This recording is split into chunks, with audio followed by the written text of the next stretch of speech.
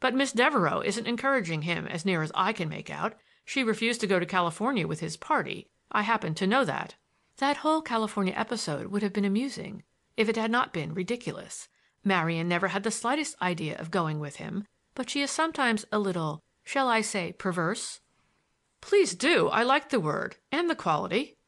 "And Mr. Pickering's rather elaborate methods of wooing—" "He's as heavy as lead," I declared. "Amuse Marian up to a certain point. Then they annoy her. He has implied pretty strongly that the claim against me could be easily adjusted if Marian marries him. But she will never marry him, whether she benefits by your grandfather's will or however that may be." "I should say not," I declared with a warmth that caused Sister Theresa to sweep me warily with those wonderful gray eyes. "But first he expects to find this fortune and endow Miss Devereux with it.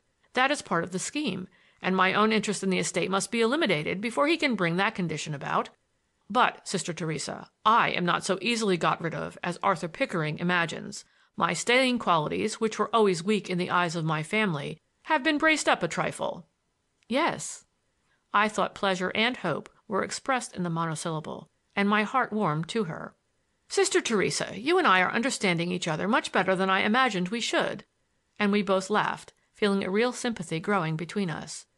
"Yes, I believe we are," and the smile lighted her face again.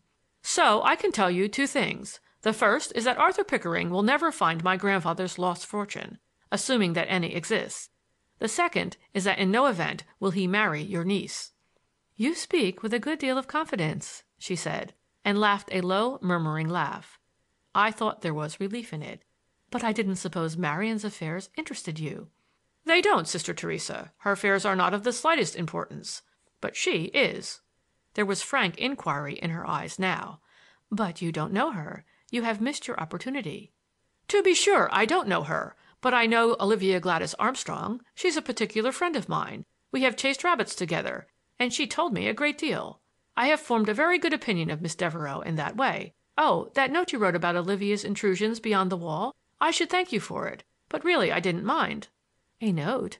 I never wrote you a note until today." "Well, someone did," I said. Then she smiled. "Oh, that must have been Marian. She was always Olivia's loyal friend." "I should say so."